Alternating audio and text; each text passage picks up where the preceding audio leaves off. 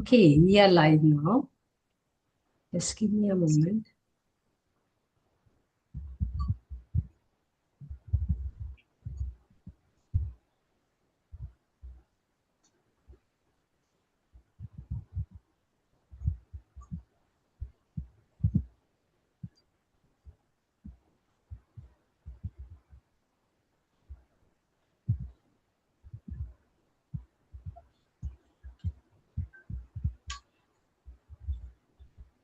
Okay, I'm set from my side. So Zeba, Sanskrita, and Anupam. Shall we go?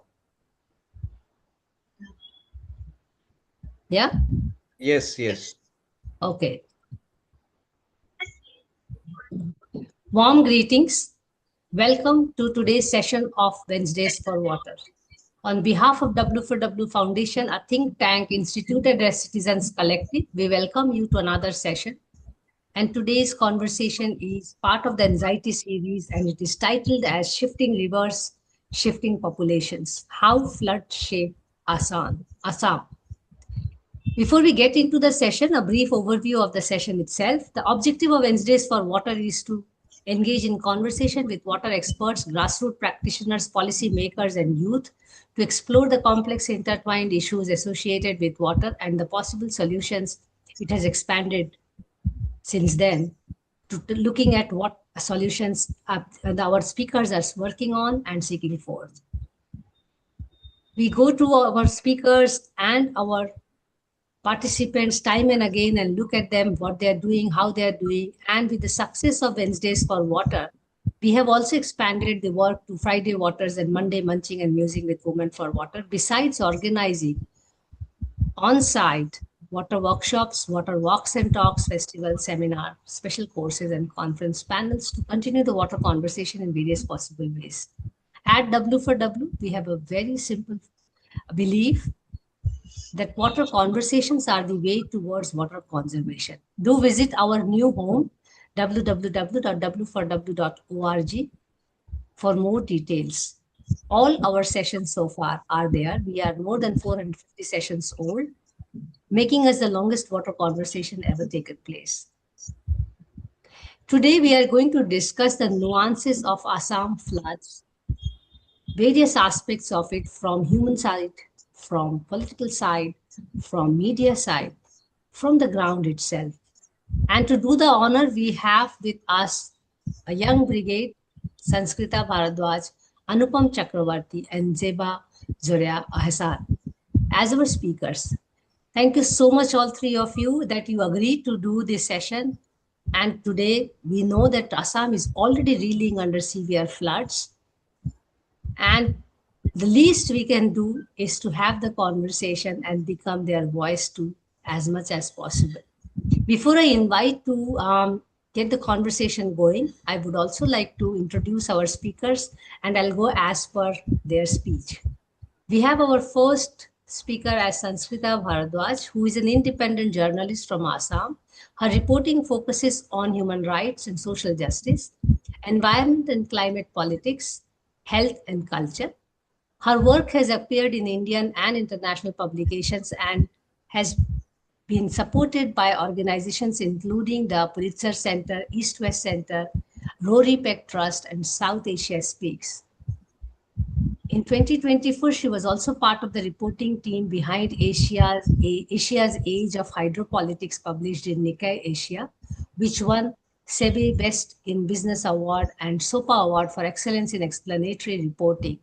You may visit her work at sanskrita.bharadwaj.in. I will invite Sanskrita first to give her pitching points and then invite Anupam to make his remarks. But over to you, Sanskrita, and thank you so much once again for joining us. Hi, I'm Sanskrita. I'm an independent journalist from Assam, and thank you so much, Mansi, for having me and giving me this opportunity to speak on floods in Assam. I mean, I have been reporting for the last 6 years from the region, and this time when the floods happened on 19th of August, I went to uh, probably the worst hit district in Assam, which is Hibohagor district, and I went to the Nazira subdivision where most of the villages were impacted. I went to this village called Buhai Gaon. I went to this other in Rajapul. So Rajapul is this larger area where many villages were impacted, and Buhai Gaon is one of them. Then I went to this village called Hulum Katuni and another village called Khonikor Gaon. And what I saw was, so I did a story, I did a ground report for News Laundry. I mean, I met several villagers, people that were impacted. But I'm going to talk about this elderly couple that I interviewed and were mainly people I had profiled for my story. And they live in a mud house in Goham, and a lot of their property was damaged. I mean, whatever little furniture they had was damaged, and waters. I mean, their bed was intact, but it was also kind of damaged. The mattresses were gone. The kitchen was completely damaged. So when I went, the lady, her name is Bondona Bura Gohai, and she was cooking outside because the kitchen was gone. They have 7 daughters, and all of them live outside, as in they live in other villages and other towns. So one of the daughters had come down and she was cleaning the house. They managed to clean quite a bit of it, but it was, cleaning was very laborious because the houses were filled with layers of silt and mud. And for instance, Bondona, like when you go to their house, you could see the brown lines that indicate how much the water had risen, and that line was so apparent because the water that had come inside was silt and mud, right? So it was very apparent, and you could make out how much water had gotten in, and probably a short person would just drown, and she said that how she was brought to a place, where a house where there was a terrace, and there were 2 men who carried her, and one man who was carrying her had gone against the current. So it was like, I remember she was telling me that it was a story from the movies, like how she was saved basically. And yeah, so a lot of damage had happened to her property, and they were barely left with anything. I mean, now they have to start from zero. All their livestock is gone. I think they had 3 cows. 2 cows were swept away. One of them survived. Poultry, pigs, everything gone, and crop was completely damaged. So now the thing is, this particular village, they had not seen floods like this ever in their lives, and so they were not prepared. They only sow their grain, their paddy, once a year. So that their sowing window is gone. So yeah, so they have to start from scratch. It, um, I mean, when we talk about like floods, because I've done flood reporting over the years, and I've gone to other areas where a lot of people deal with floods on a regular basis. Like for example, there are areas like Dhemaji, then there are areas like Majuli, where people face floods. It's like clockwork. It comes every year. So people have these traditional ways of dealing with floods, like for instance, the missing community in Dhemaji and Majuli. They build their houses on stilts, so they're above the ground level. So for instance, if the water was to a certain level this year, next year they'll probably raise their houses even more, and they have these ways to kind of store grains and stuff like that. But even though they have these ways of dealing with floods, that doesn't mean that they're not vulnerable. They are equally vulnerable, because they are communities that live close to the river, and socio-economically they're quite poor and marginalized. So these people, though, when in previous years when I had gone and spoken to them, they say that they sow their paddy sometimes twice, sometimes thrice, because they're getting so used to um, their crops getting damaged. But at the same time, they can no longer predict anymore that how bad the rains are going to be, how much flood is going to happen. So these people are, and so most of them, when I speak to them, they say that they're losing faith in agriculture. So they're sending their children out to work. They themselves go out, migrate uh, for other kinds of work. So these people are also equally vulnerable. And then there are communities like the Saur dwellers, like in lower Assam, Saur dwellers, meaning people, Bengali Muslims who live very close to the river. Um, they tell me whenever I go reporting to places like Gwalpara and Borpeta, they tell me that the uh, river bed is, during the monsoons the river keeps rising, the water keeps rising. So they can never predict how much land they're going to lose. So they face floods and erosion on a regular basis. And because of that, when they get displaced, they move to other areas, right? So and when they move, they're sort of branded as illegal immigrants, that they're outsiders, that they're Bangladeshis. So not only are they facing the wrath of the river, they're also facing the wrath of the state, which they have to deal with. So this is how people like Saur dwellers are, Bengali Muslims are dealing with the river. Then we have the missing community who are dealing, with the floods in their ways. And all these communities are extremely vulnerable. But this time, the floods that happened on July 19 in Upper Assam, this was a bit different.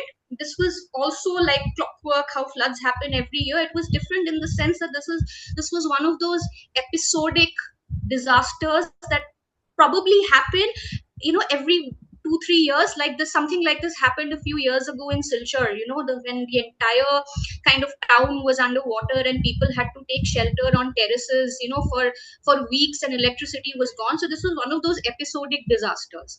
So, floods and rainfalls are, I think, becoming more and more unpredictable. And but then these kind of episodic disasters also keep happening in Assam, which is what happened this time.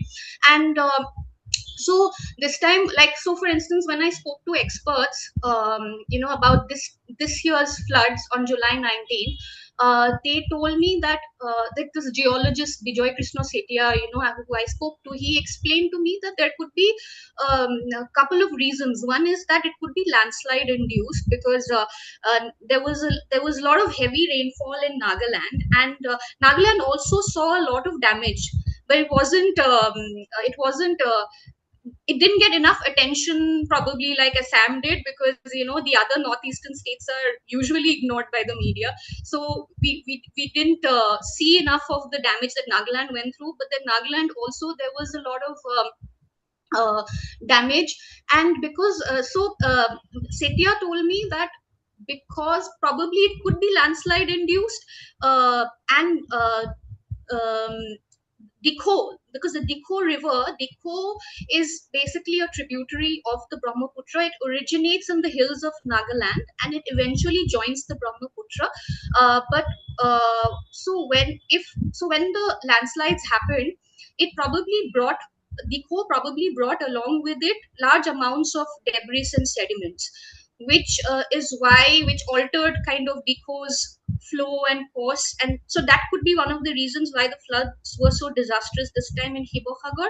The other reason could be man-made, like there are allegations of open cast mining and deforestation. So in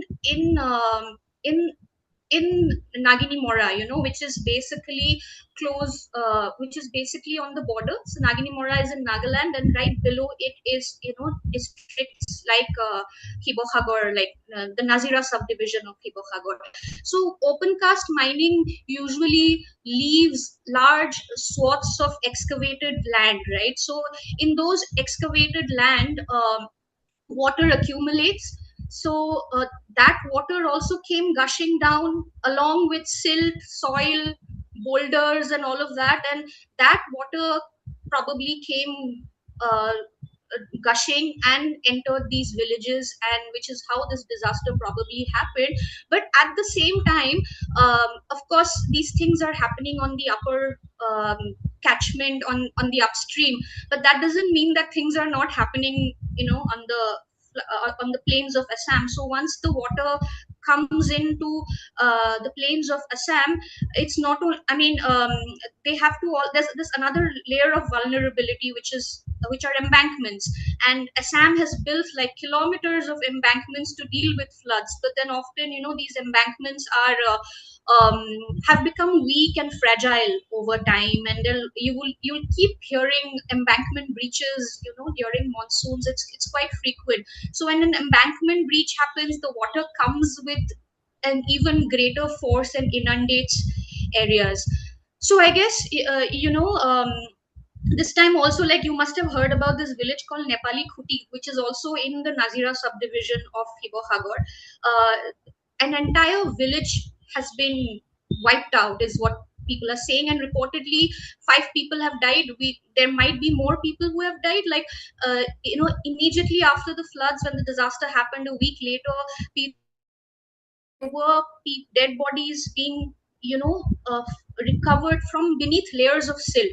Reporters who are going there now are discovering this stench that exists, and these are from like dead carcasses, probably human bodies. It is really tragic. I mean, there's nothing left, and people are literally, communities are literally, they'll have to start from zero. And like I said, I think it's a combination of factors because of Assam's fragile geography. Then how rainfall patterns are changing, and of course, development activities, like be it mining or dams, and deforestation. So it's a culmination of all these factors that have impacted the landscape. It is changing the course of the river and its tributaries, and I think it is the communities that are, that have to face the consequences of whatever's happening. And I think the future is rather bleak and grim. Yeah.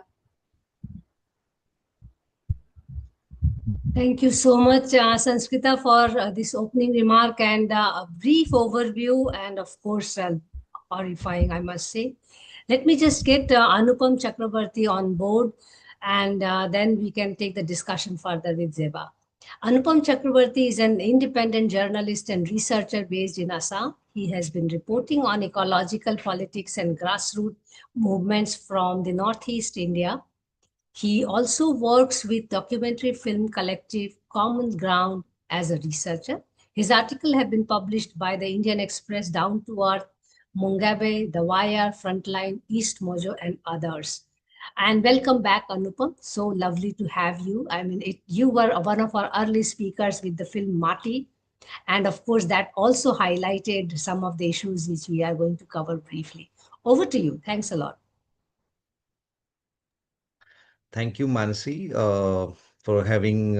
I mean, it's good to come back to Wednesdays for water. I think we've moved a long way from the day when we screened Mati, and Mati is also, I think, centered around the floods, the embankments, and then how it was impacting a smaller, a microcosm, but then it has far-reaching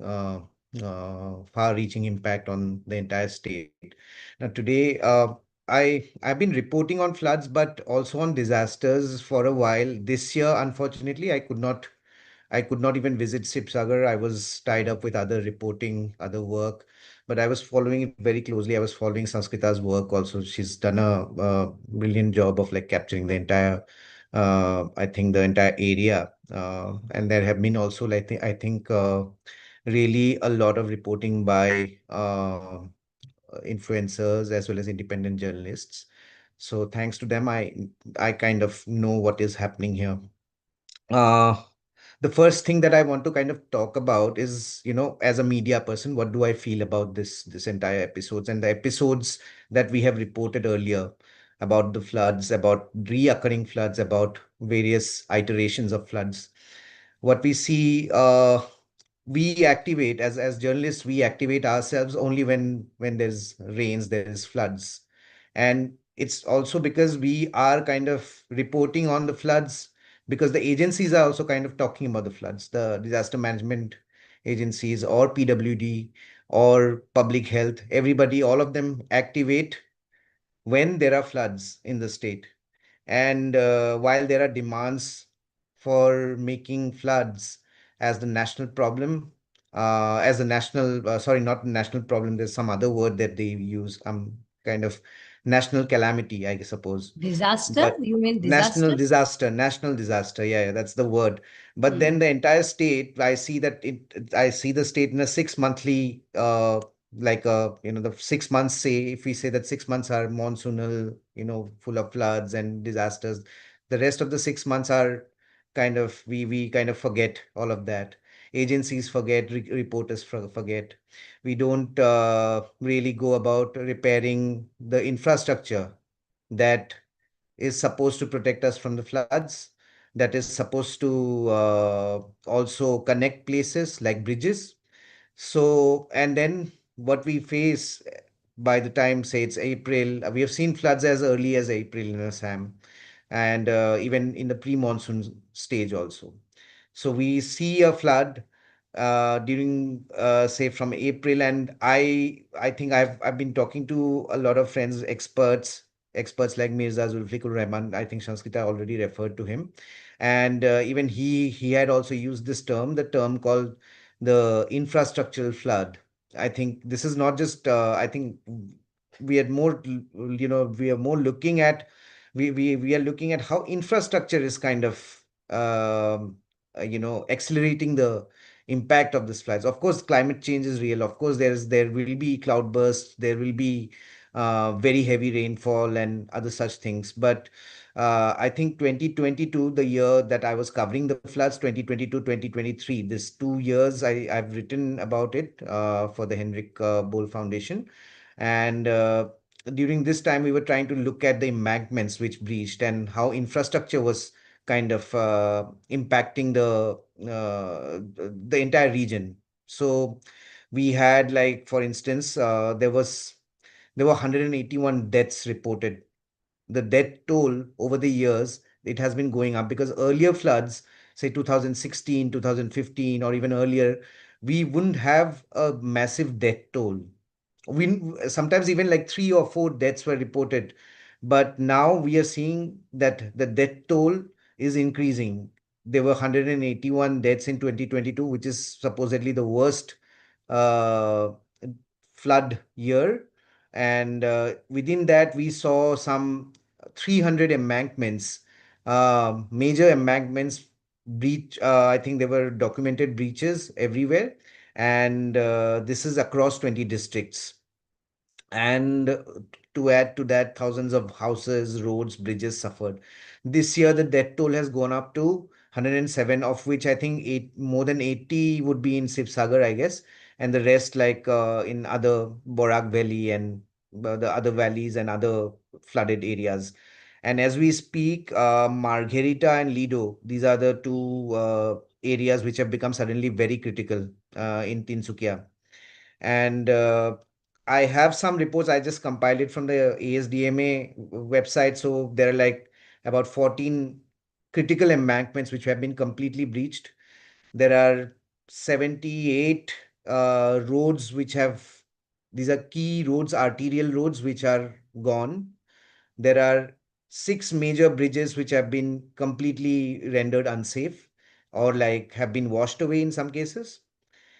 And this is the infrastructural flood that I'm talking about. There's of course, like, the human impact. I think that previous 2022, the worst year, there were about 8.8 million people who were displaced. So this year, it's probably, it'll be, with 3 districts, it might be lesser for now, but I think in total, if you look at the entire districts, there will be more than 30 lakh people, 3 million people. So with this massive infrastructural flood, that's what we are talking about. I think we still see that the state's reaction to this is that still massive road projects are being sanctioned, or connectivity projects. Recently, the chief minister went on record to say that within 2 hours he's going to make a road that within 2 hours from Guwahati to Dibrugarh, you can get to Guwahati to Dibrugarh in 2 hours. It takes me about 8 to sometimes even 12 hours also. At present, the road condition is that. So he has said, he has assured people of Assam that he's going to ensure that people will reach from Guwahati to Dibrugarh in 2 hours. And I don't know what road is going to be built, because already the existing roads are in kind of, between the floodplains and sort of higher areas. So it's a greenfield project. It's going to be a greenfield project. So then what land are you going to acquire? These are questions. And then we have to look at embankments also. Embankments, there's a large body of work that has been done by various researchers, various scholars. And also, if we look at it, embankments are somewhat an extension of the colonial policy. Embankments came about as ways to protect the British Raj infrastructure by setting it up in the higher grounds, and then keeping the rest of the people, rest of the folks who are either in the floodplains or in the affected, flood affected areas, out of it. So that is still that still continues, and there is a question of caste and class also, while trying to protect the higher lands. Say for instance, they protect the tea gardens, but they don't protect the communities which are working on those gardens by embankments.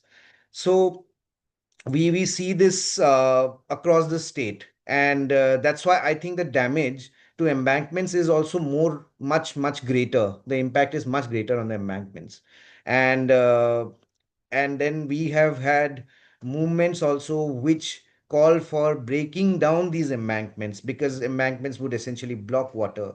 So then living also borrowing it from various communities which have thrived in the river courses, which live in the floodplain. I think Sanskrita was just giving the example of houses built on stilts, which has, or we can say, some kind of coexistence with the river, which promotes that coexistence. So uh, embankments are, again, like, embankments need to be questioned. There has to be a fresh look on those aspects. Then I think I was working in Kaziranga for a bit, and I bring in Kaziranga because over the last, I think, 6 decades or so, 150 square kilometers have been lost to the river, to erosion. It could be more also in time, in course of time. I guess that is the timeline that we have. Yet, Asian Development Bank went on constructing an embankment just to protect the park, but leaving aside the villages around it. So, and that also, like, they have built a series of embankments, sluice gates, to ensure that the rivers don't enter, or waters don't enter the park. But in that process, the flood waters would remain even after the monsoon season in the village areas, in the village commons. So which has caused a lot of difficulty to the farmers working in those areas. So this is something about embankments that I wanted to add. Then about this year's, I think, the monsoon season, I it started with with floods happening next to the dams. That is Ronganodi Dam. Ronganodi is on the border of, I mean, not on the border, it's in Arunachal Pradesh. It's in a place called Yazali. And this year, the the event started with Kei Panyor. Panyor is a river on which this dam is. And there was a very heavy rainfall recorded in Yazali, I think about more than about 75 mm recorded in 24 hours. The usual thing is about 10 to 30 mm. That's the average rainfall. So that was obviously heavy precipitation, followed by, I think, one of the smaller rivers, the tributary of, this Panyor River. It's called the Posa River. Posa River started swelling up, and then it flowed down, and it swept away an entire colony where dam people who are there's a dam in Ronganodi. So the people who used to work in that dam, engineers and officials and teachers and everything, their houses were swept away, some 15-20 houses. And on top of that, even the local people also. So that entire thing goes up to about 50 houses swept away, 3 people dead. I mean, they were not found. So This started with KE Paneer on June 24th, and by July 19, we had Shivsagar again in the Shivsagar floods. So now Ranganodi, I kind of I worked with Mirza for a bit in which we saw in 2023, 2022, we saw how people were kind of getting adjusted to the to this river, which is almost non-existent during the monsoons, during the dry season.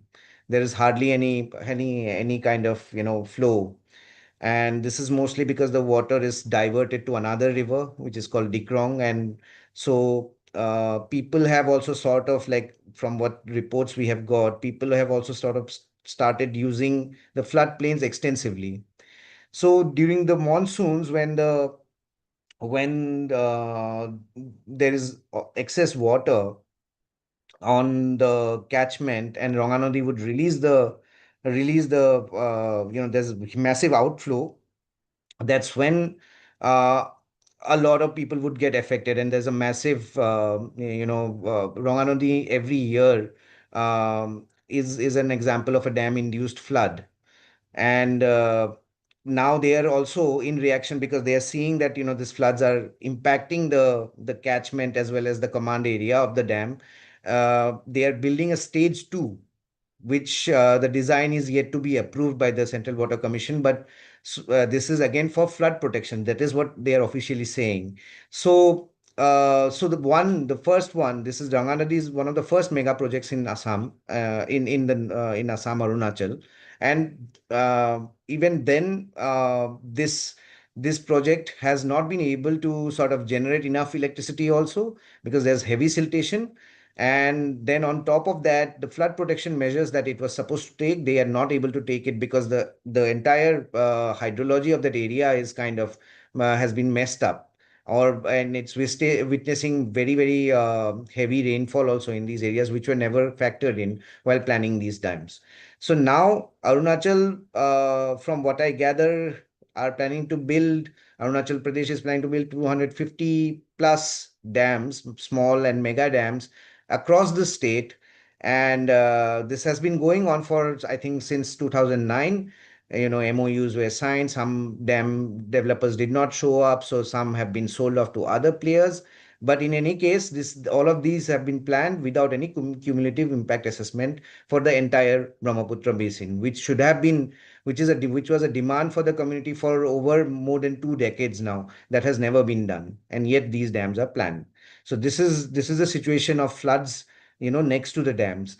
The And then we have seen that in Golaghat also, which is this was the north bank that I was talking about, north bank of Brahmaputra. And if you look at the south bank of Brahmaputra, smaller tributaries like Dhansiri or Doyang, these are or Kopili, these are rivers with bigger dams. And these have been also causing a lot of dam there are lots of impacts from these kind of dams. There's flooding that happens everywhere every year. And even in the districts like say Golaghat and further downstream in Kaziranga, there is flooding because of the waters released from this dam in Doyang. And this has been a situation where the dam developers have also been accused of you know trying to be strategic around the release of the water. They use a method called hydro peaking, in which they use this practice in which they adjust the water releases through the turbine for short periods to match the sudden peaks in the electricity demand. So if the electricity demand goes up, then they will release it. So that is what is defining when they will release it. And sometimes they would just keep storing the water for a long time. So these are some practices that has been talked about for over a decade, that while people opposing the big dams on these rivers. The other thing that we have also seen is the issue of large scale coal mining, which is happening on the upstream of many of these dams. And one such case, I mean, we keep talking about this, is the Umrangshu Dam disaster on Kopili River, when the sulfuric acid from the coal mines, that damaged the machinery, in which two engineers and four workers were killed.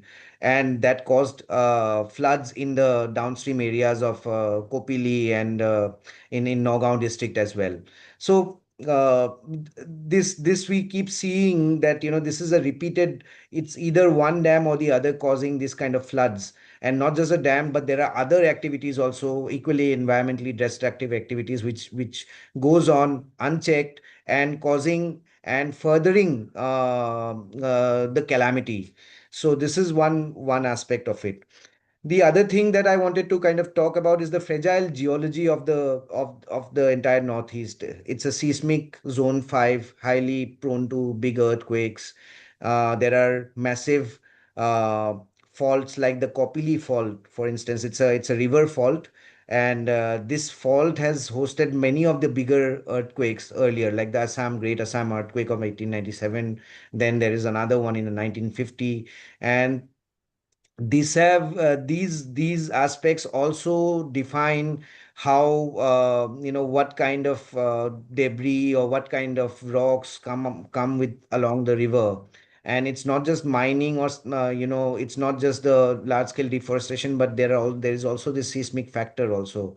And most of the Nagaland mountains that we are talking about today, they are, from what the geologists have told me, are made of have high presence of slate. So they come down, they're fragile, they come down very easily once you start building on them. And they also have there's also, like, the porosity is also a problem while you build those railway lines and roads through them. So I was reporting about, I think not many people knew about it, or like got to know about it. There's a town called Noklak in Nagaland, in eastern Nagaland, that, just like how Joshimath is sinking, Noklak and parts of Tuinsan also, these towns are sinking, mostly because of the slope failures, which have been going on for over 2 decades in these areas. So parts of these towns are kind of regarded as unlivable by the people. And this is again, Nagaland is the catchment for many of our rivers in Assam. And that is what we see, that there are massive slope failures in Mon district, for instance. I've been reading about the slope failures there. It's very similar to what was happening in Noklak too. So the slope failures have contributed to the debris, bringing in a lot of silt, lot of mud on these rivers. And river beds itself have risen up. The tributary river beds have risen up. So this is one aspect that I think we need to factor in while talking about the floods. The other thing, I mean, I might be shooting up. The other thing that I wanted to kind of talk about is also the desertification that we are seeing. This is the other side of the story, that 6 states in the northeastern India. This is not me, but the desertification atlas that was prepared in 2018 by ISRO is saying that from the years 2003 till 2018, Mizoram, Arunachal Pradesh, Assam, Tripura, Nagaland, Meghalaya, all these states have been witnessing very heavy. They're top 10 places in the country with high desertification, and this is mostly because of deforestation and and also because places suffer from massive water logging. So water stays in these lands, and which leads to silt build up. It covers up entire vast stretches of land. I mean, if you go towards a place called Roha near Nagaon, much of the agricultural land is not usable because of this kind of desertification that is happening. So that is also something that we need to factor in. I guess for now, these are some of the points that I wanted to talk about, but we can again come back to the key issues later. Thank you so Thank much, you Mansi. so much. Yeah, thank you so much, Anupam. You really made a big canvas for us to think about the various factors, and right from I mean, you use the word infrastructural flood, where you give the example of embankment, and you talk about the dams and the strategic release or hydro picking of the dam, release of water. You brought in the seismic factor, and now the desertification factor. And we are seeing all over the world that actually the places which are under water crisis have both excess of water and shortage of water. Let us get Zeba on board to have the conversation flowing. Before I invite her, quick biography of Zeba. Zeba Zoria Ahsan is a water professional, writer, and guest lecturer at Delhi School of Advanced Studies, New Delhi. In the past, she has worked with Colombo-based International Water Management Institute, IMI, as consultant and was further a Terry EJN Media Fellow for Climate Change Reporting in the Himalayan region. She was also involved with the preparation of state-specific action plan on water for Meghalaya government. She's also worked on short film titled Remember Sisako that focused on urban water and diminishing wetlands of Guwahati, which won award from Charles Correa Foundation Goa and Silver Bioscope. She has been frequently writing on water, climate change, gender, and governance for the print and digital media. Her works have appeared in Assam Tribune, the Print, Times of India, Youth Ki Awaaz, among the others. Zeba, you heard both of them, and I know that 1 hour can never be enough to have these conversations, but we would like to hear from you. And meanwhile, request all of our participants here to start posing their questions and comments in the chat box, and later we will have your digital hand and video on to have conversation with our speakers. Over to you, Zeba. Hi, hello, good evening, everyone. Thank you so much for having me here. Although Sanskrita and Anupam, they have been very extensive with the speech, it also makes me realize that I'm so disconnected from my land. I'm sitting here in Delhi and talking about Assam without being on the ground. So I would mostly speak around the science, policy, and the governance bit. It's quite extensive. It took me quite a lot of time of reading and coming up with a short PPT. I'll try to make it as crisp as possible, but before that, let me just share my screen. Okay.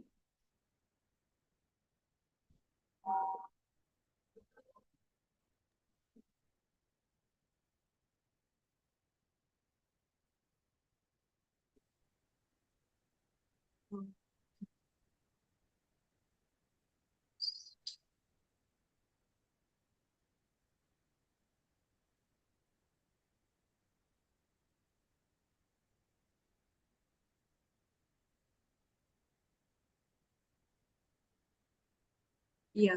Can you see my screen now? Not really. It is coming everything, then the presentation, the way we had checked earlier. So I'm a bit surprised. 1 second. Just.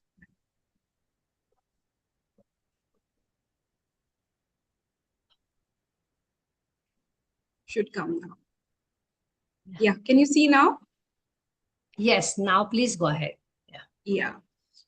So shifting rivers, shifting populations. Yeah. So when I came up with this topic, when I pitched this topic, I was like thinking, how do I really talk about floods? Because the entire river and its tributaries move.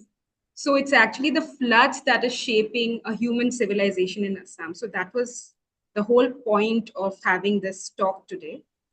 So the interesting bit is when these floods happened, on the day when these floods started, I was actually in Madhya Pradesh then, and I just happened to cross the Betwa River. I looked at it, and I was just surprised how dry the river was. Okay, and just north, Betwa River was flowing through the Vidisha district, and just north of Vidisha, you have another district called Chhatarpur district. If you have been following the news, you would know that indigenous groups have been protesting the Kane Betwa river linking project because the fears are that it has a huge possibility of drowning the Panna Tiger Reserve.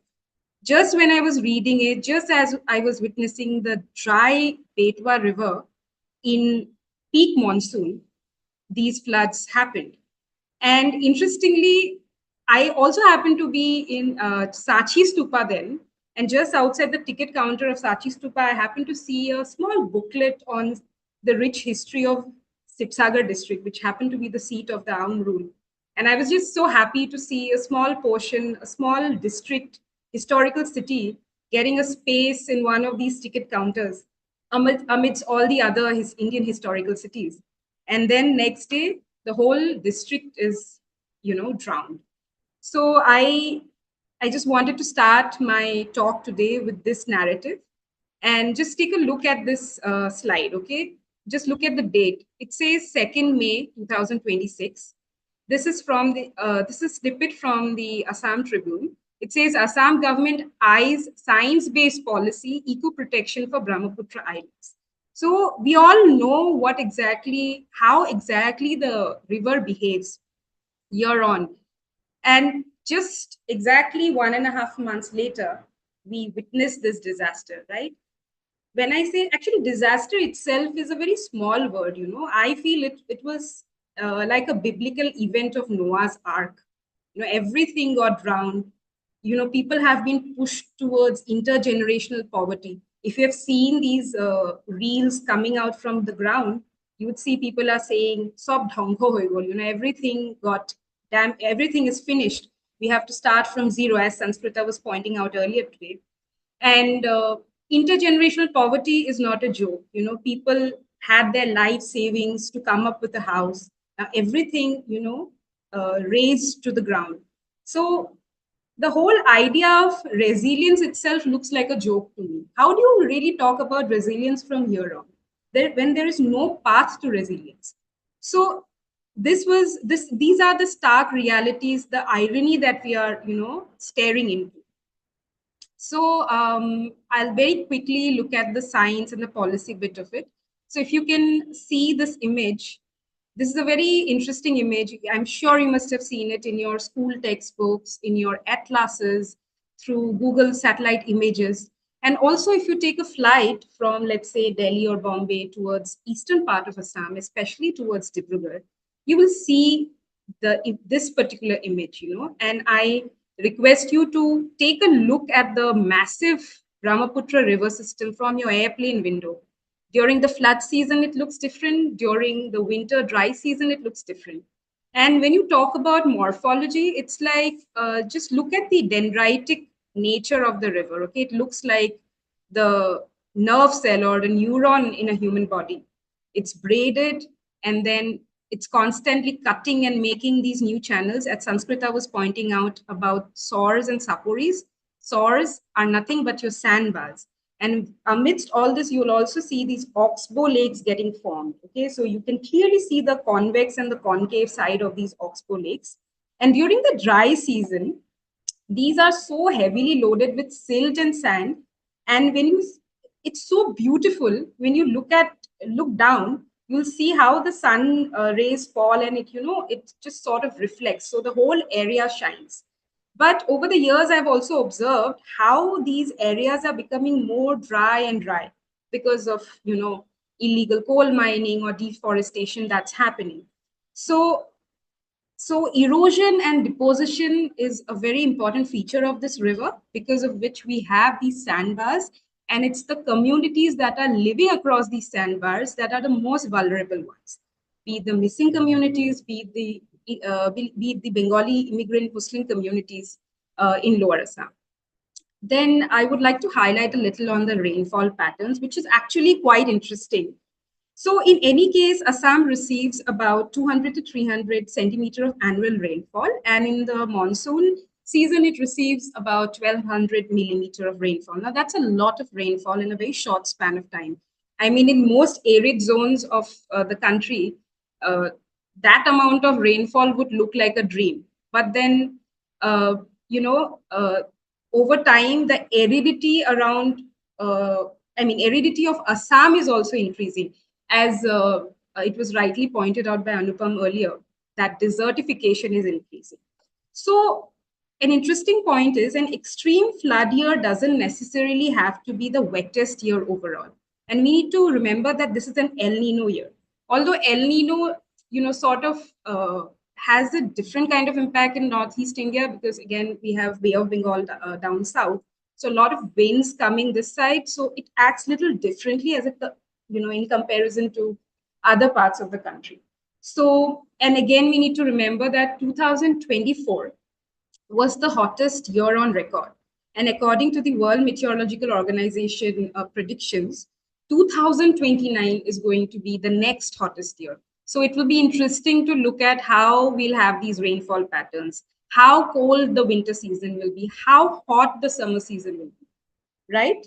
So So, and in the past 10 years, the wettest year was 2018, when the state received close to 3,000 millimeter of rainfall, and 2025, just the year previously, was the driest with just over 1560 millimeter of rainfall.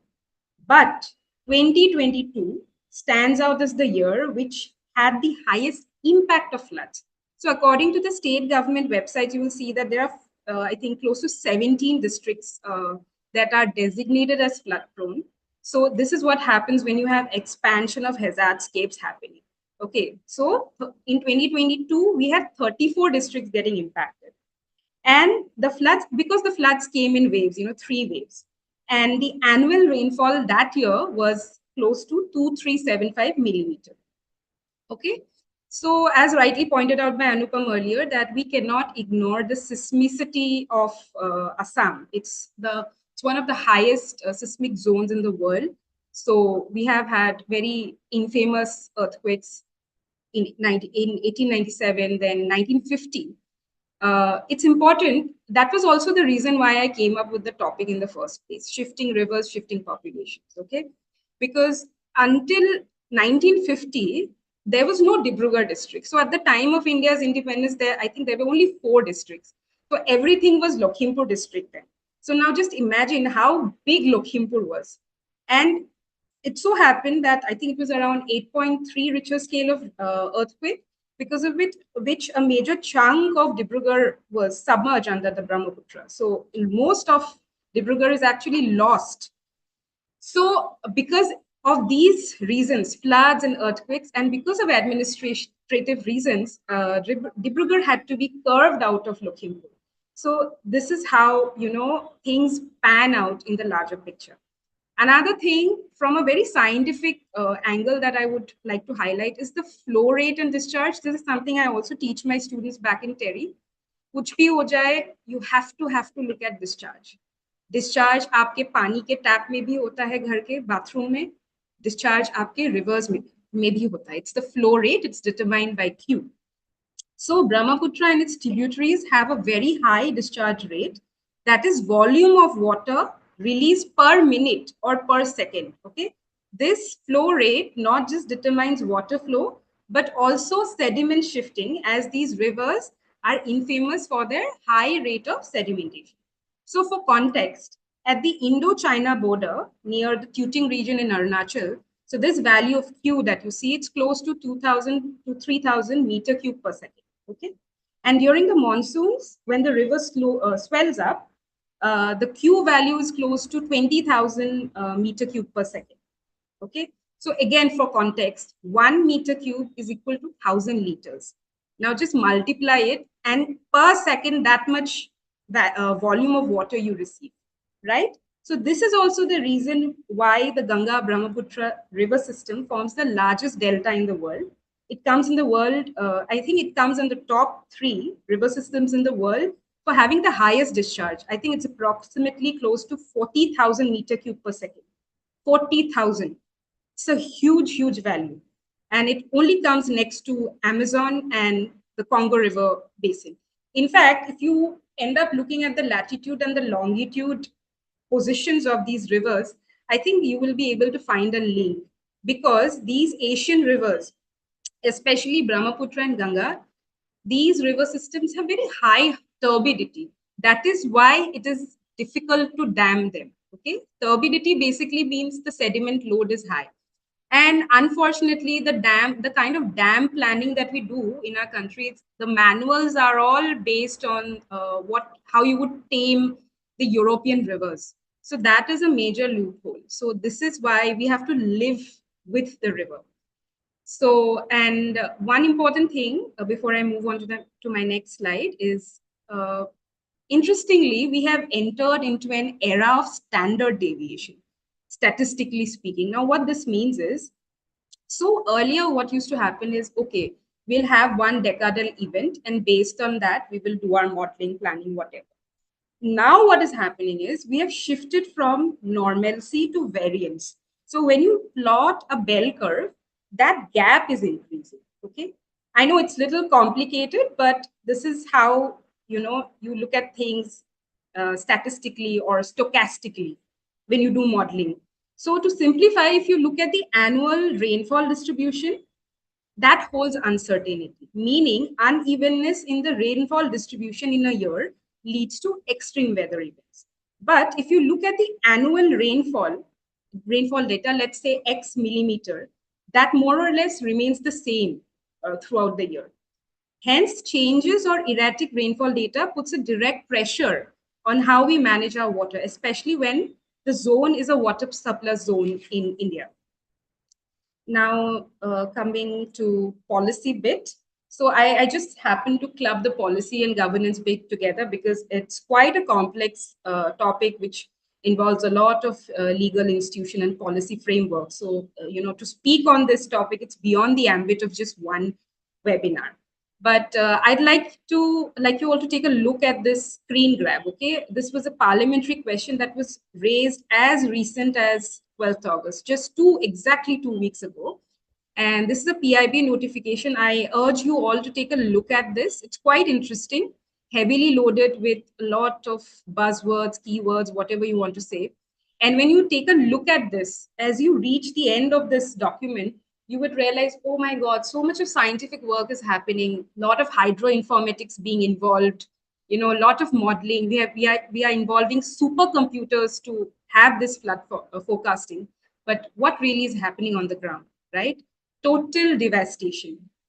So, while I was doing my research, one very interesting thing that I observed, because we talk a lot about water policy, and India has the national water policy of 2012. Okay, interestingly, there is no such Assam state water policy as of now.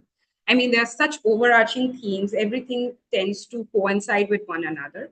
But the funny thing is, our state is known for floods. It's flood matlab water, right? So we should have been in a position till now to have, we should have been able to, in fact, deliver and train other states. Ki, look, such and such things happen. You learn from us, So that gap is also there. So there's a lot of gap between policy and practice. So there is no designated Assam state water policy. And rather, it has been, in fact, just proposed as recently as March or April of this year. So we are already lagging behind that way. So there's a lot of confusion also regarding the legal policy frameworks.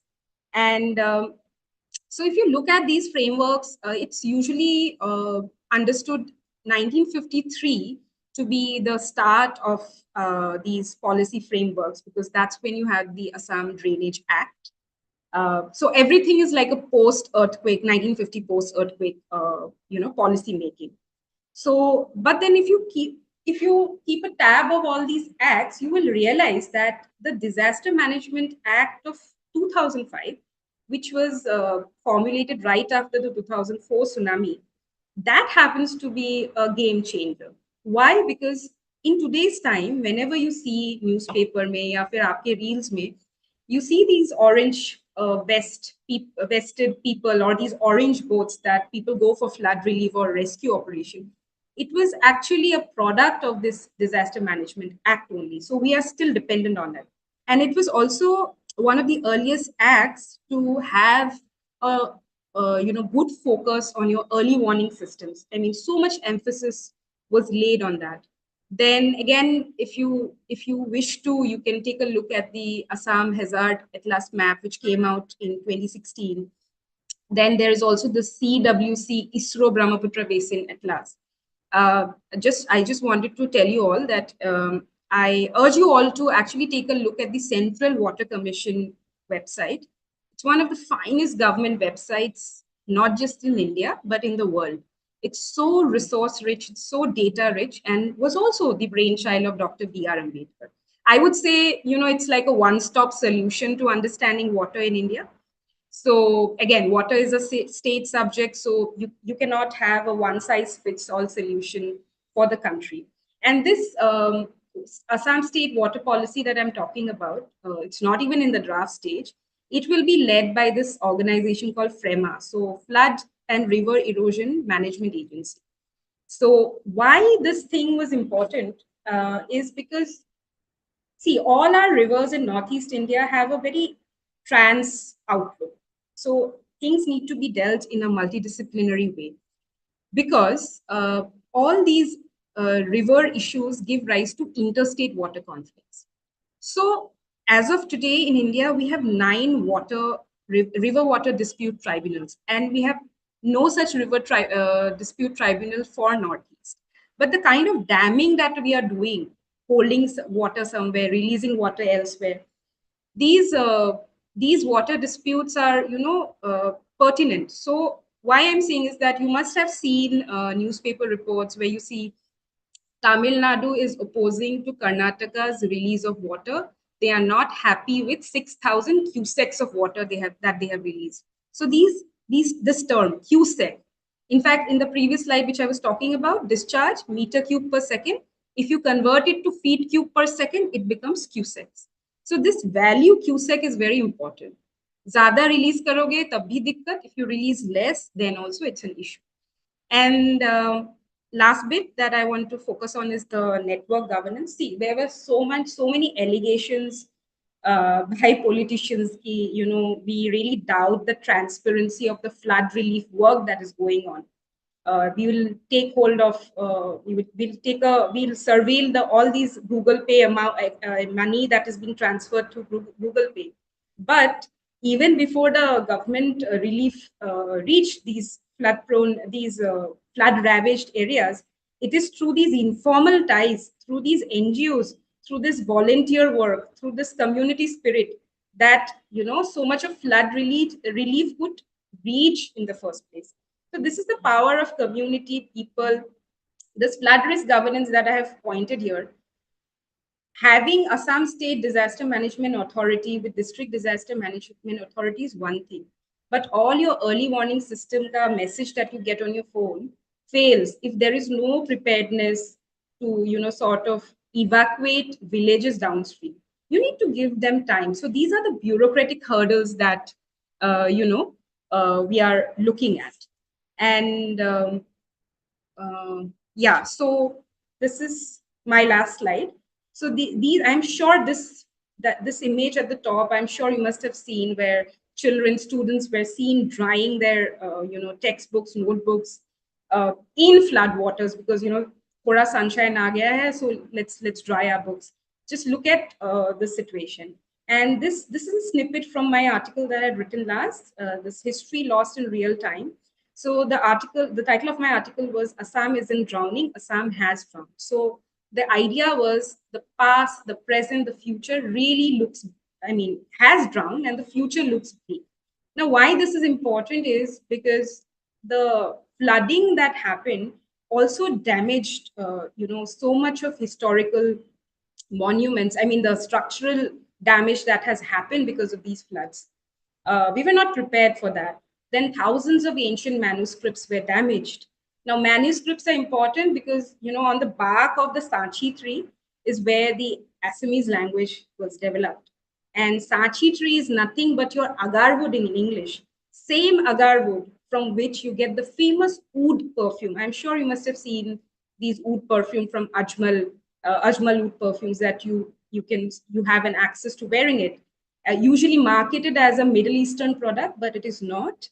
Assam is the largest producer of agar wood, and that's why you have oud in the first place. So that's significant.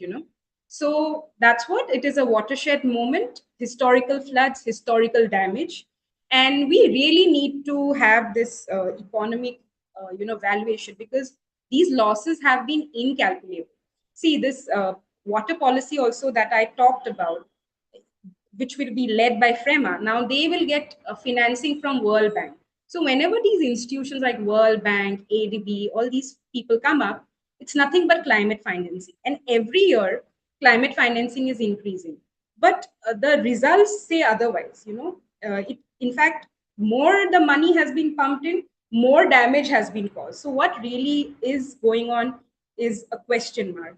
And there should be more focus on interstate and cross-country learnings. When I say interstate, I mean in 1999, Odisha had this super cyclone, which was so devastating. I was in a meeting last week with Dr. Mansi, and she gave a very insightful thing to me that why I do not like doing relief work is because when such disasters arrive, it ends up becoming a disaster tourism instead. So it puts pressure on people. So that was something I didn't think of earlier. So we can learn from Orissa, or we can learn even from a place like Japan, which historically lives with, earthquakes. So, a lot of learning to be done. And I end my presentation with one quote, just 30 seconds of it. It is a quote it is a quote from this book called a History of Assam. And this was authored by Edward Gate. Okay, he was a British administrator. And he said that the Brahmaputra Valley is an alluvial country, and the impetuous snow fed rivers which debouch from the Himalayas find so little resistance in its friable soil that they are constantly carving out new channels and cutting away their banks. Consequently, no building erected in their neighborhood can be expected to remain for more than a limited time. And exactly this is what sums up what Sanskrita pointed out in the beginning. Moving people because the chores are getting destroyed. So it's complete cut. It's like cut, copy paste, and then washed away, and then again new islands are getting created. So it's a very interesting river system. I really hope more people focus on this, research on this, be it from Assam or elsewhere, because we need solutions now. Yeah, and with this, I would like to end my talk. Thank you so much, Zeba. And if you may please close the presentation, we can get it to reaching out to all of you.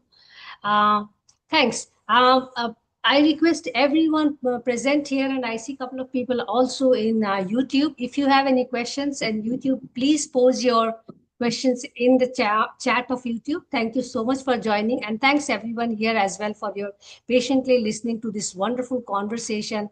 I think all of them spoke from heart and live examples giving how things are and where do we go. I would like to start a question when people are preparing themselves with questions, but please do not take too much time to ask your questions because we are already over time. So we have to make it very short and sweet in terms of asking questions, and please respond also as short as Dr. Mansi, before we forget, can we ask all the participants to switch on their cameras and take a group picture? Yes. If all participants may please open your video camera, and I think we wish to take a picture of everyone.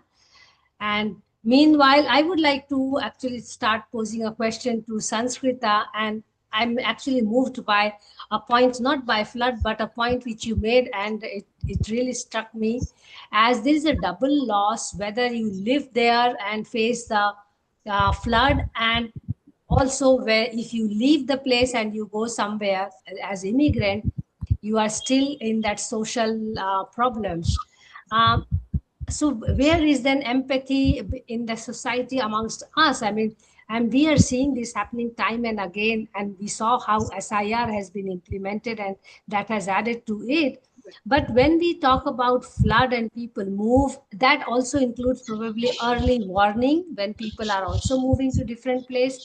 I wish to understand from you, when we talk about people moving during early warning and during flood, where are they going? Are they going to their own relatives, to their other places, or what is happening? And of course, too, if they go to unknown places, they become more vulnerable, as you rightly pointed out. They are seen as, illegal immigrants. And we are also knowing that the nature of river is such that people are also losing their land, their assets, and that also makes them displaced in both ways, by the flood and also because their revenue records are lost. We also had this discussion in the past as well. So I would like to know from you, where do they actually, I mean, I should not use the word wish, but how do they plan to move to different place during the flood or in the early warning? I don't think they have a plan really to to move to a certain place, because I mean, firstly, if I were to talk about the Bengali Muslim community, those who live on the shores, uh, so they face floods and erosion regularly, right? And most of the times, like I've done multiple reports, I've done stories for India Spend, Article 14, looking at it from the human rights and social justice perspective as well as the environment perspective. And they often like people have houses very close to the river, and there are sometimes like they, you know, like I this one time I met this woman. She told me that at night the land had started eroding, and it was so scary because she didn't know what to do. She could have just lost, like her house could have been swept away, you know. So there is no option. And the thing is, when their land goes away, they move to another source. They move to another uh, uh, another land, but that land also is vulnerable, say 10 years down the line, you know, it could erode again. But or they would move to some other, like in Assam we saw last year as well.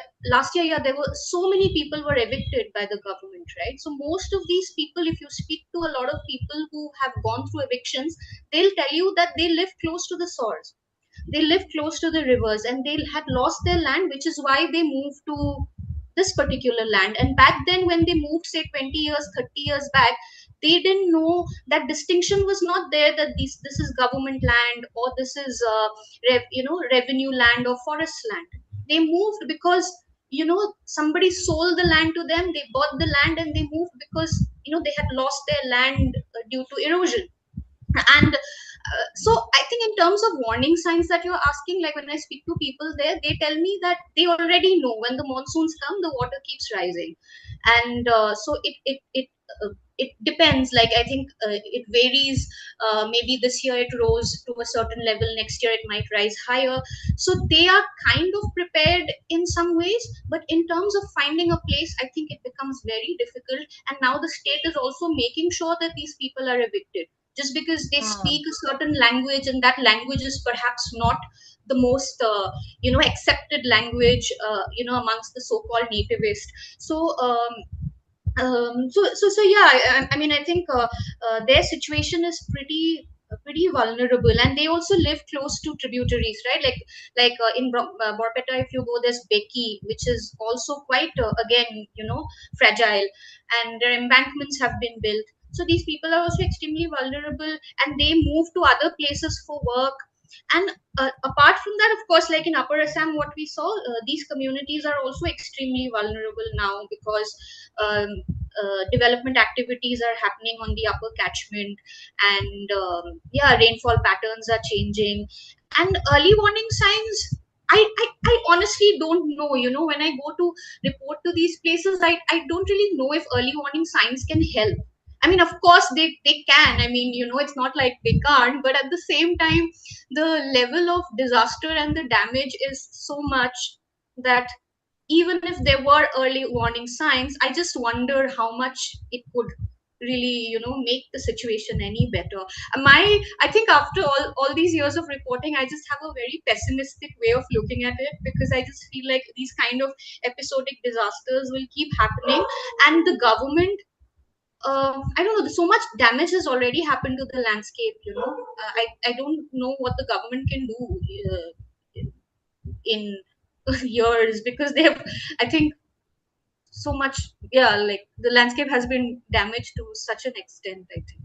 Yeah, I don't know if I answered your question properly. No, you did to some extent, but we will have quick question Q&A, so you are also constrained to give elaborate. I want to actually pick that last line from you and go to Anupam and talk about, because he talked about infrastructure floods and leaving aside all the 4 factors, but just to gauge. And I'm linking with some data which Zeba was saying, which is astonishing but not surprising at all. There is more funding to climate science and climate crisis, and there is more damage also, you know. So maybe there is some nexus or no, I don't know. But you raised another interesting point when you were talking about embankment. The very embankment to protect Kaziranga forest, which is also now going to be shrunk, to make all kinds of things, resorts and God knows what. And we also saw the rivers are getting tamed in certain way and so on and so forth.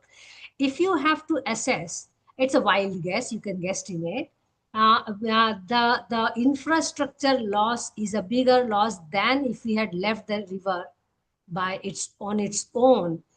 Do you think we would have controlled habitations not to go on the floodplains, because the floodplain habitation is also increasing so there are double human activity happening both from the government side and from the people side.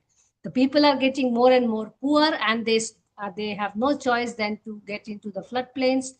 And of course, because of the shifting rivers, the floodplain nature is also changing, and government is also more and more getting interested to build something and tame the river. We saw ADB spending so much money there, and of course other banking systems and all.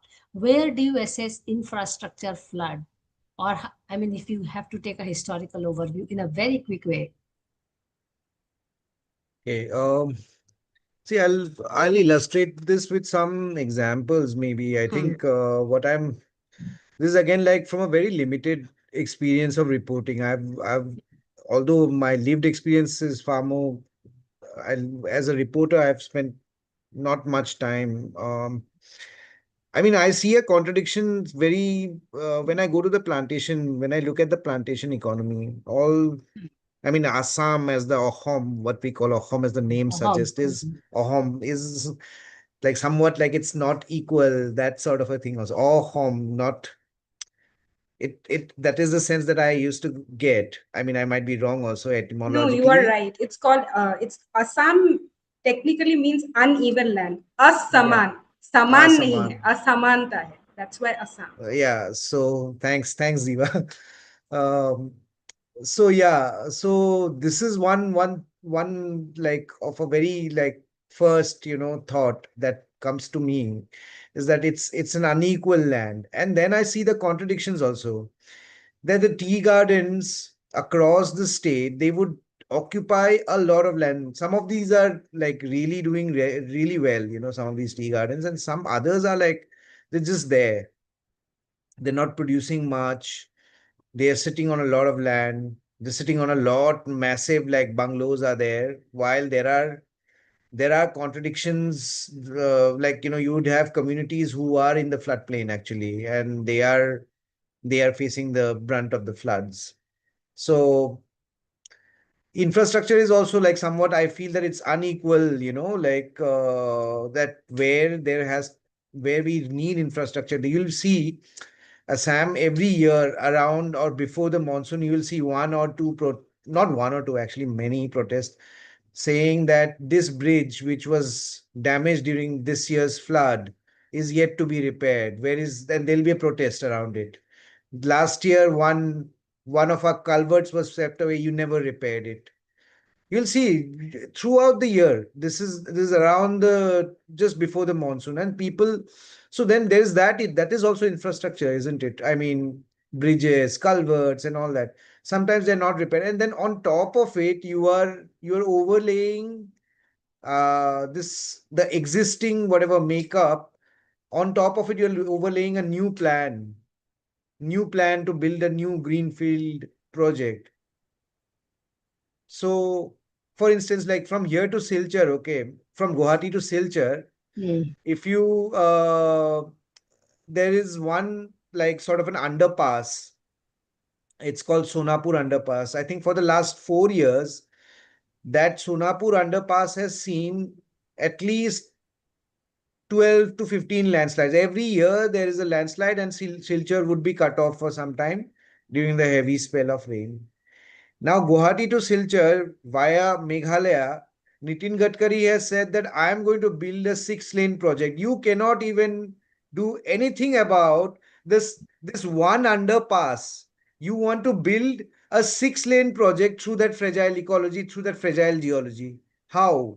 So there must be some kind of a nexus with people who are sort of coming, the grants which are coming for climate change and meeting up and building resilience and god knows what all, and this infrastructural plans which is day by day which is marginalizing the people more. connections between people, connections between villages. Suddenly a road would be built between, historically connected villages in Assam, and then the road would completely alter the relations, alter social relations. I've seen it happening across Upper Assam. People wouldn't meet each other for days. So what are we doing actually? I mean, either you are not, either you are in that nexus, or you just don't want to do the job that you've been given. That is one of the two things. Yeah, that brings me to a question. I think when Zeba and I got connected to do this session, so first of all, not first, but I must now also thank Zeba to actually organize this session for us. I mean, I'm just there from W for W, but we were breaking our head thinking with that, if this happens every year, then our preparedness has to be better than every year. But it is getting worse, worse, and worse. And this is something we were really discussing. Why is it so? And we also saw how beautifully she showed a very recent data from August 12, that those sophisticated language, and she's talking about that there. So there is no shortage of knowledge. But there is something between knowledge and the transfer of the knowledge and execution of it on the ground, where I think we are already talking about two set of stakeholders, one who are provisioning this knowledge and the fund and everything, and a completely different set of stakeholders who are suffering, who are vulnerable, and who are not having a say in producing that knowledge which is for them. What is your take on this, Zeba? Why Assam is unable to prepare itself? It's just like, if I get fire in my house, I will make a fire tender and do everything possible to ensure that next time the probability is lesser. Why the probability is increasing? Climate change, of course, we can discount climate change. It's becoming like a devil which we can, hide behind for every reason. Over to you. See, climate change is not a new thing. Climate change आज से 100 साल पहले भी था. Just that now the effects are increasing. We are in the Anthropocene era, right? So why this is happening? See, even I don't have a concrete answer for this, but I'll just like to talk on the institutional or infrastructure failure first, like how Anupam had pointed out. On the embankment bit, okay? It's very interesting. This is something I learned back in 2017 in Terry, that every year Assam government, invests in a lot of money on embankments, and sometimes so much so that we end up importing, embankment materials from elsewhere. Let's say Malaysia is one of the largest importers of geotextile. Okay. Now we are bank हम लोग embankment कर रहे हैं वहाँ पे. And these geotextile materials that we import, these are very costly, okay? So much so that it ends up exhausting the state funds. So my question is that a kind of climate financing? It's confusing. You have climate financing, and climate financing is a subset of sustainable financing. This is something I learned just 2 months back, by the way, while I was doing another research work. And I'm like, it just means there's just so much of money coming in from everywhere. So let's say if government of India is not in, another interesting thing is, in all these disaster or climate projects, okay, major share comes from central government, rest will come from state government. So government of India claims that all the climate financing that happens in the country, we are self-financed. But even then, we are not able to meet our climate financing needs. तो अगर government of India नहीं कर रहा है तो कौन करता है? Then that's where your World Bank, ADB, Zyka and all these people come up. I'm sure in every Indian state, you will see a project which is ADB funded, World Bank funded, Many. Zyka funded, right? And also another thing on the infrastructure bit. See, if you look at the city of Guwahati, I think it's one of the worst cities to live in today's time in India. People used to hate me, Mansi, whenever I put this point out. I said, I can't live in Guwahati. Is it even a livable place? And then I would get so much of hate, literal hate. How can you say like this? It is capital. The problem is I don't have hatred for my state or my land or for its people. I have issue with infrastructure, okay? Because for the kind of development or infrastructure, civil engineering infrastructure that we are doing, there's something called, carrying capacity of the land. Just like even in the context of water, for water to be managed well in a river system, you have to maintain E flow. It's called ecological flow. It's just that carrying capacity.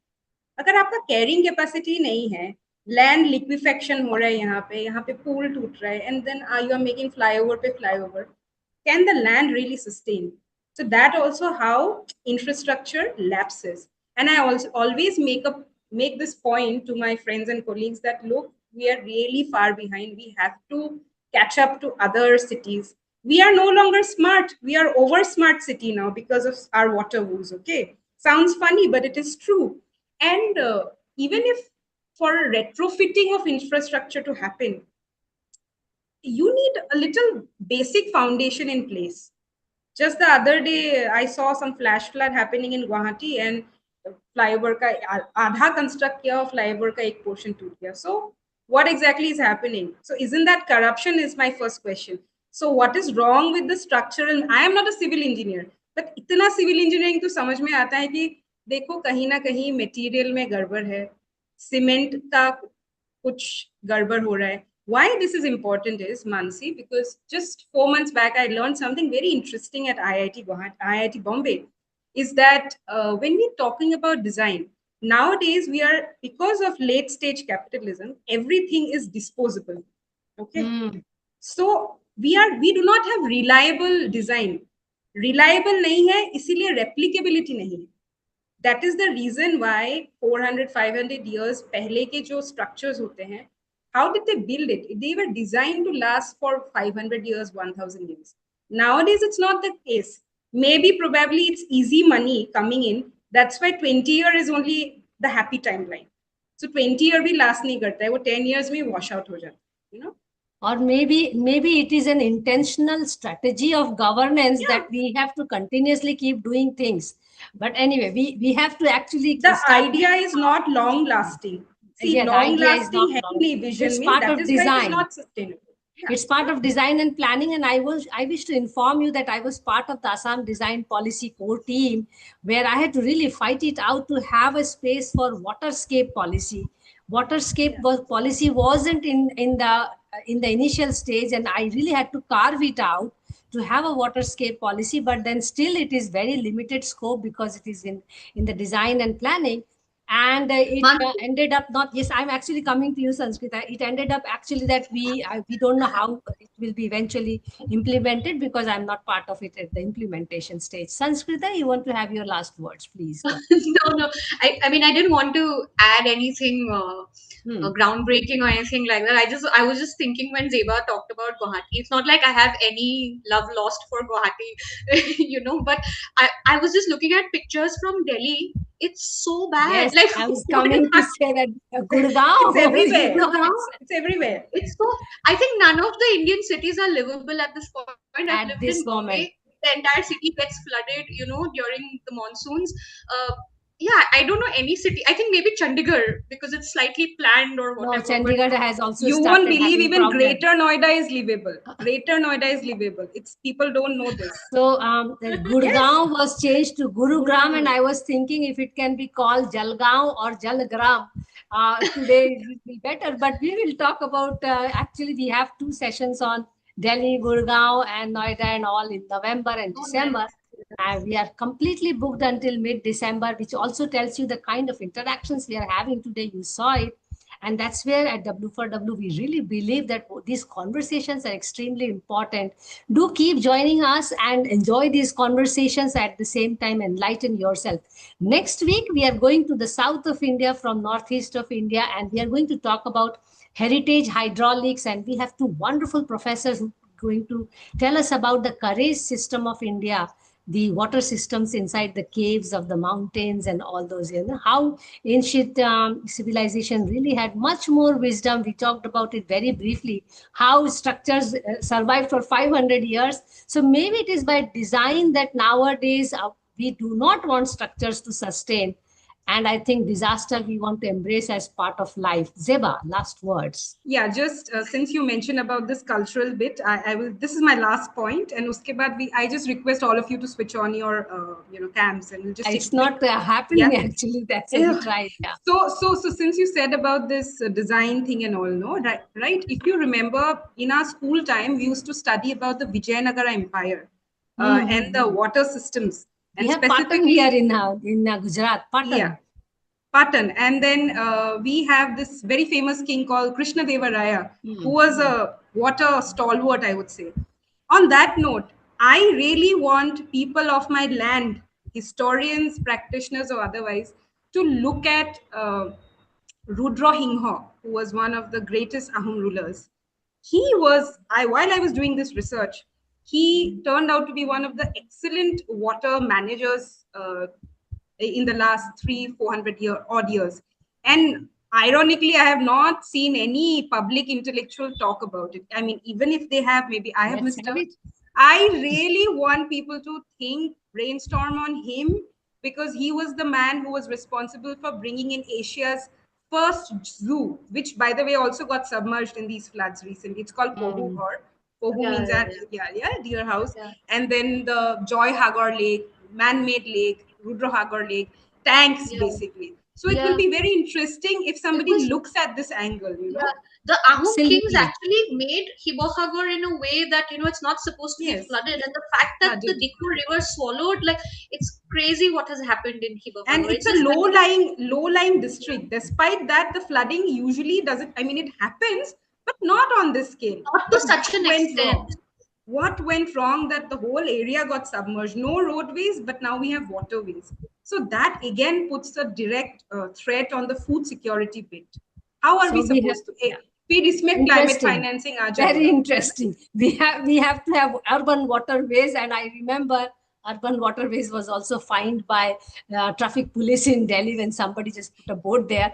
But we can keep on talking, as I just mentioned, that these conversations are always, interesting and very important for us to engage. Thank you so much, Zeba. Just put on your cameras, please. I don't think it's happening now, but I will share with you whatever I have captured in the group. Okay. Thanks, everyone. Please take care. Thank you so much for joining in. For having us. We look forward to more water conversations. Yeah. Yes. Thanks. Thanks a lot. Mansi. Bye-bye. Thank you. Bye-bye.